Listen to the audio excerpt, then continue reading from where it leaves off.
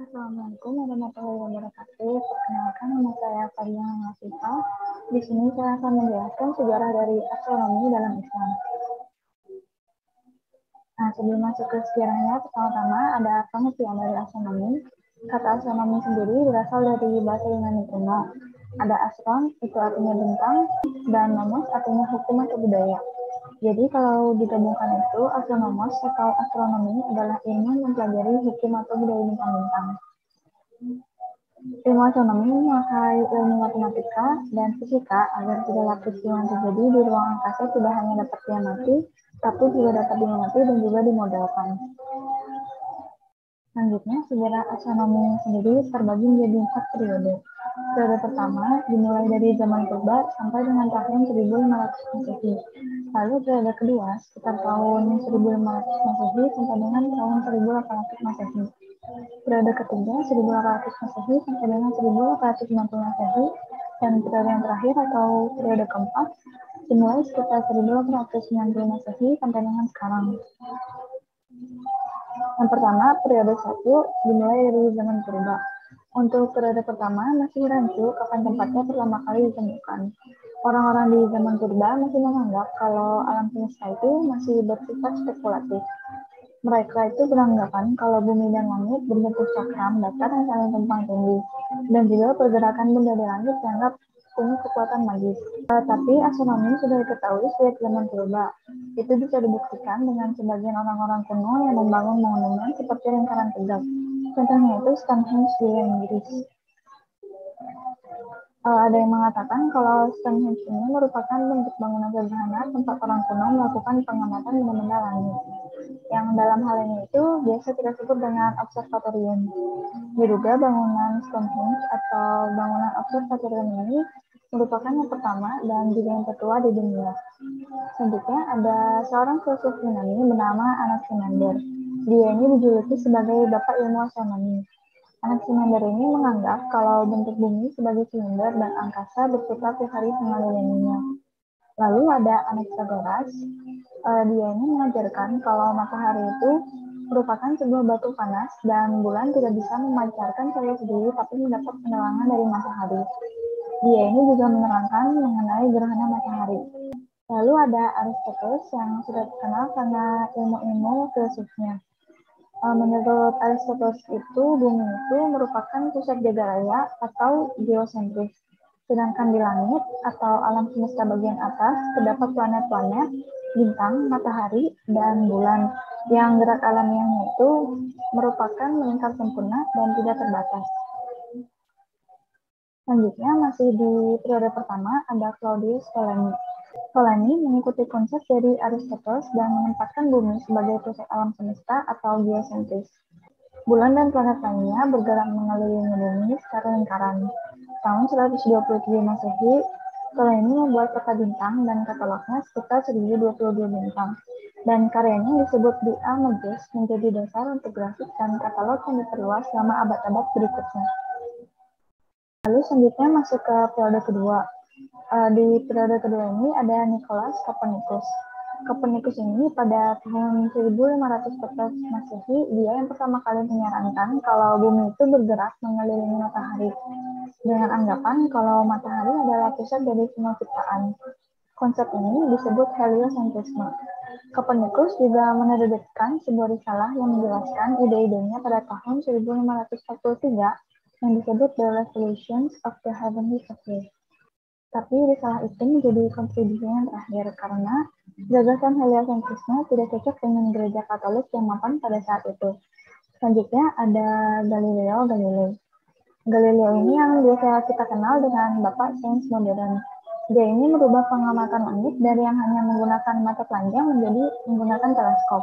Pada tahun 1610 Masehi, Galileo melakukan pengamatan terhadap bulan dan mengetahui kalau bumi bukan pusat dari semua gerakan.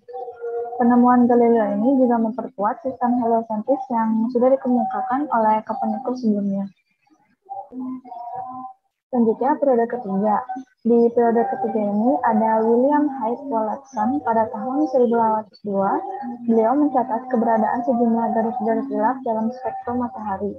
Lalu ada Urbain Jean Joseph Leverrier. Beliau ini merupakan seorang ahli matematika Prancis yang memperhitungkan keberadaan planet Neptunus. Saat dia memeriksa gerakan Uranus, dia ini menemukan kalau gerakannya itu dipengaruhi oleh sebuah planet tidak dikenal. Lalu perhitungan Laferier ini memungkinkan penemuan Neptunus oleh Johannes. Terus periode yang terakhir atau periode keempat dimulai sekitar tahun 1860 Masehi sampai dengan sekarang. Para ahli astronomi melakukan pengamatan dengan menggunakan teleskop untuk mengamati objek langit. Selain itu, pada periode ini juga diyakini kalau ada anggota peta surya ke-9 setelah Neptunus. Terus pada periode ini juga para ahli astronomi yakin kalau alam semesta itu tetap. Kemudian terjadi juga revolusi dalam bidang astronomi yang dilakukan oleh Edwin Hubble. Hubble ini menemukan teleskop luar angkasa dan mengatakan kalau alam semesta ini mengembang dan juga ditemukannya galaksi lain di luar galaksi kita. Lalu selanjutnya kita masuk ke sejarah astronomi dalam Islam. Setelah Islamisasi dilakukan hampir di seluruh jazirah Arab, ada beberapa bukti kalau orang-orang Islam itu sudah mulai mempelajari ilmu perbintangan yang diadopsi dari India dan juga Yunani kuno. Risalah astronomi berbahasa Arab yang paling awal adalah kumpulan tabel astronomis yang dikenal dengan Juz. Juz ini ditulis pada paruh pertama pada abad ke-8 di Sind dan Kandahar berdasarkan sumber-sumber berbahasa Sanskerta. Tapi Juz ini juga memuat materi berbahasa Pahlavi atau Persia kuno. Masuknya materi-materi dari Iran dan India lebih lanjut menandai masuknya fase kedua astronomi Islam. Masa itu juga bersamaan dengan karya astronomi Yunani dari Ptolemus yang berbahasa Pahlavi diterjemahkan ke dalam bahasa Arab. Pada periode awal Abbasiyah dikenal 3 sistem astronomi, yaitu sistem India, sistem Iran, dan sistem Ptolemaic. Para astronom berusaha untuk mempertemukan ketiga sistem itu, tapi akhirnya disimpulkan kalau sistem Ptolemaic itu merupakan sistem yang terbaik. Lalu pada abad ke-10 hadir Al-Batani yang menentukan kalau astronomi Islam itu mulai menerapkan Ptolemisasi. Dan karya Ptolemus yang berjudul di Al-Majid tadi diterjemahkan ke dalam bahasa Arab. Ada juga karyanya yang berjudul Planetary Hypothesis juga diterjemahkan ke dalam bahasa Arab. Dari sisi ini, sejarah astronomi Islam bercerita sesuatu yang oleh Thomas Kuhn itu disebut sebagai pemecahan teka-teki dalam paradigma Ptolemaic. Lalu pada masa selanjutnya ada Ibnu Hazm yang membantah teori planet Ptolemus. 2 abad kemudian ada Nasir al-Din al-Tusi. Beliau merupakan kepala observatorium Malaga. Beliau ini terus membuat penyempurnaan dari teori planet Ptolemus. Lalu puncak kejayaan Malaga sendiri dicapai melalui karya yang ditulis oleh Al-Din Shirazi yang dia ini membangun model geometris sangat akurat tentang Neptunus. Selanjutnya masuk ke tokoh-tokoh penting yang ada dalam sejarah astronomi Islam. Yang pertama ada Muhammad bin Musa al-Khawarizmi. Kontribusi Al-Khawarizmi ini beliau merevisi dan juga menyempurnakan geografi dari Ptolemus. Lalu beliau juga memiliki buku yang berjudul Buku Pendekatan tentang Dunia dengan kota-kota, gunung, laut, semua pulau, dan sungai, yang memuat tentang bujur dan lintang, fenomena cuaca, pengaruh lintang dan bujur terhadap cuaca, dan banyak lagi. Beliau juga menulis tentang 37 simbol pada kalkulasi kalender astronomi dan 116 tabel dengan kalenderial, astronomial, dan data astrologial yang sampai sekarang itu masih digunakan oleh seluruh astronom dunia. Yang kedua ada Abu Rayhan al-Biruni. Al-Biruni ini pada usia 17 tahun, dia telah mendesain alat observasi perbintangan dan matahari. Al-Biruni juga menyatakan kalau bumi itu berputar pada porosnya sendiri. Beliau juga menghitung keliling bumi dan secara ilmiah menetapkan arah Makkah dari titik manapun di dunia. Lalu Al-Biruni juga menulis secara total itu ada 150 karya, termasuk 35 risalah tentang astronomi murni, tetapi hanya 6 yang bertahan. Yang ketiga ada Al-Batani. Al-Batani memiliki karya yang berjudul The Sabian Tables. Lalu dia juga menemukan waktu munculnya gunung baru, perhitungan panjang tahun matahari, prediksi gerhana, dan fenomena parallax. Al-Batani ini juga membuat perubahan serius pada teori Ptolemy. Dia membuat penemuan penting kalau gerakan api di matahari atau gerakan posisi matahari di antara bintang-bintang pada saat jatuhnya eh, itu tidak seperti pada masa Ptolemy. Lalu selanjutnya ada Ibnu Yunus. Ibnu Yunus melakukan pengamatan selama hampir 30 tahun dari tahun 977 menggunakan asteroid besar dengan diameter hampir 1,4 meter.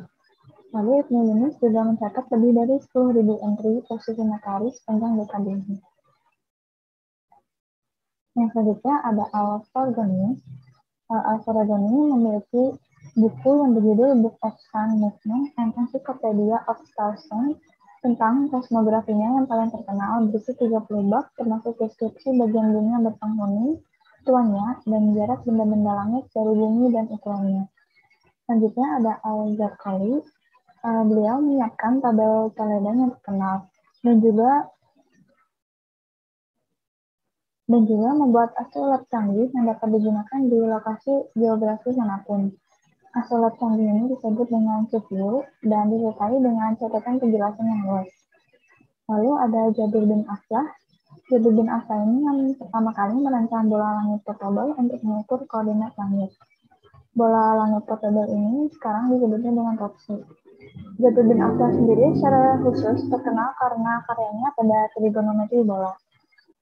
Yang terakhir ada Ibnu Rus.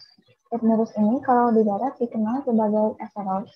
Beliau merupakan salah satu dokter paling terkenal di Cordoba.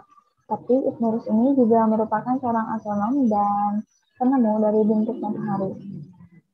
Mungkin sekian dari saya, dan ini ada sumber-sumber referensi dari presentasi saya. Terima kasih atas perhatiannya. Assalamualaikum warahmatullahi wabarakatuh.